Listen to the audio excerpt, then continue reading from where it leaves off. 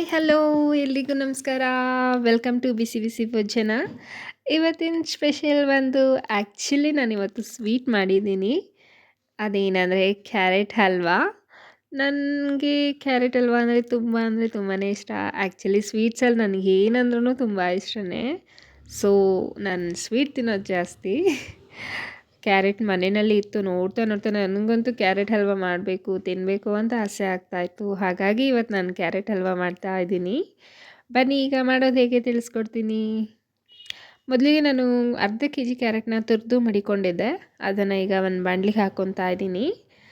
ಮತ್ತು ಈಗ ಅದೇ ಪ್ರಮಾಣದಲ್ಲಿ ಹಾಲು ಕೂಡ ತೊಗೊಂಡಿದ್ದೀನಿ. ಹಾಲನ್ನ ನಾನು ಅರ್ಧ ಲೀಟ್ರ್ ತೊಗೊಂಡಿದ್ದೀನಿ. ಸ್ವಲ್ಪ ಗಟ್ಟಿ ಹಾಲು ತೊಗೋಬೇಕು. ಏಕೆಂದರೆ ಅದು ಚೆನ್ನಾಗಿ ಬೇಯಿಸ್ತಾ ಕೆನೆ ಎಲ್ಲ ಬಿಟ್ಟಾಗ ತುಂಬ ಚೆನ್ನಾಗಿರುತ್ತೆ. ನಾನು ಇಲ್ಲಿ ಕೋವಾ ಯೂಸ್ ಮಾಡಿಲ್ಲ ನಾನು ಕ್ಯಾರೆಟ್ ಹಲ್ವಾ ಮಾಡುವಾಗ. ಅದಕ್ಕೆ ನಾನು ಸ್ವಲ್ಪ ಗಟ್ಟಿ ಹಾಲು ತೊಗೊಂಡಿದ್ದೀನಿ. ಕೋವಾ ಹಾಕಿಲ್ಲ ಅಂದ್ರೂ ಗಟ್ಟಿ ಹಾಲು ತೊಗೊಂಡಾಗ ಕೆನೆ ಬಿಡುತ್ತೆ ಅದು ಆಗ ಟೇಸ್ಟ್ ಕೂಡ ಚೆನ್ನಾಗಿ ಬರುತ್ತೆ ನಿಮಗೆ. ಸೊ ಹಾಗಾಗಿ ನೀವು ಮಾಡುವಾಗ ಕ್ಯಾರೆಟ್ ಹಲ್ವಾ ಮಾಡುವಾಗೆಲ್ಲ ಸ್ವಲ್ಪ ಗಟ್ಟಿ ಹಾಲು ಹಾಕ್ಕೊಳ್ಳಿ. ಮತ್ತು ನಾನು ಒಂದೇ ಒಂದು ಗ್ಲಾಸಷ್ಟು ನೀರು ಹಾಕಿದ್ದೆ. ತುಂಬ ಗಟ್ಟಿ ಇತ್ತು ಹಾಲು, ಹಾಗಾಗಿ 1 ಗ್ಲಾಸಷ್ಟು ನೀರು ಹಾಕ್ಕೊಂಡಿದ್ದೆ. ಈಗ ಇದೆಲ್ಲ ಚೆನ್ನಾಗಿ ಬೇಯ್ತಾ ಇದೆ. ನೋಡ್ತಾ ಇರ್ಬೋದು ನೀವು, ನಾನು ಅಲ್ಲಿವರೆಗೂ ಹಾಲು ಹಾಕಿದೆ. ಅದೆಲ್ಲ ಚೆನ್ನಾಗಿ ಬೆಂದು ಕಡಿಮೆ ಆಗಿದೆ. Carrot full ಹಾಲನ್ನೆಲ್ಲ ಹೀರ್ಕೋಬೇಕು.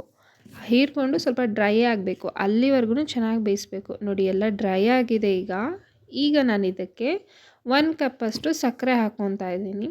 ಸಕ್ಕರೆ ಹಾಕ್ಕೊಂಡಾಗ ಅದು ಕೂಡ ನೀರು ಬಿಟ್ಕೊಳ್ಳುತ್ತೆ. ಸ್ವಲ್ಪ ತೆಳು ಅಂತ ಅನಿಸುತ್ತೆ. ಆಗಲೂ ಕೂಡ ನೀವು ಚೆನ್ನಾಗಿ ಬೇಯಿಸ್ಕೋಬೇಕು. ಮತ್ತು ಬೇಯಿಸ್ಕೊಳ್ಳುವಾಗ ಮೀಡಿಯಮ್ ಫ್ಲೇಮ್ ಇರಲಿ, ಹೈ ಫ್ಲೇಮ್ ಮಾಡ್ಕೋಬೇಡಿ. ಅದು ಸ್ವಲ್ಪ ಚೆನ್ನಾಗಿ ಬೇಯೋದಕ್ಕೆ ಬಿಡಬೇಕು. ನೋಡಿ ಈಗೆಲ್ಲ ಚೆನ್ನಾಗಿ ಮಿಕ್ಸ್ ಮಾಡಿ ಅದನ್ನು ಬೇಯೋಕ್ಕೆ ಬಿಡ್ತಾ ಇದ್ದೀನಿ. ಅದೆಲ್ಲ ಬೇಯೋವರೆಗೂ ನಾವೀಗ ದ್ರಾಕ್ಷಿ ಗೋಡಂಬಿ ಎಲ್ಲ ಹುರ್ಕೊಳ್ಳೋಣ ತುಪ್ಪದಲ್ಲಿ. ಈಗ ನಾನು 1 ಟೀ ಸ್ಪೂನಷ್ಟು ತುಪ್ಪ ಹಾಕ್ಕೊಂಡಿದ್ದೀನಿ. ಮತ್ತು ನಾನು ಬಾದಾಮಿ ಮತ್ತು ಗೋಡಂಬಿನ ಕುಟ್ಟಿ ಮಡಿಕೊಂಡಿದ್ದೆ. ಅದನ್ನು ಕೂಡ ಹಾಕ್ಕೊಂಡು ಸ್ವಲ್ಪ ಫ್ರೈ ಮಾಡ್ಕೊತಾ ಇದ್ದೀನಿ. ಇದೆಲ್ಲ ಸ್ವಲ್ಪ ಚೆನ್ನಾಗಿ ಫ್ರೈ ಆದಮೇಲೆ ಇದರ ಜೊತೆ ದ್ರಾಕ್ಷಿನೂ ಕೂಡ ಹಾಕ್ಕೊಂಡು ನಾನು ಫ್ರೈ ಮಾಡ್ಕೊತಾ ಇದ್ದೀನಿ. ನೋಡಿ ಈಗ ಆಲ್ಮೋಸ್ಟ್ ಎಲ್ಲ ಫ್ರೈ ಆಗಿದೆ. ಈಗ ನಾನು ಇದನ್ನು ಕ್ಯಾರೆಟ್ ಹಲ್ವಾಗೆ ಸೇರಿಸ್ಕೊತಾ ಇದ್ದೀನಿ.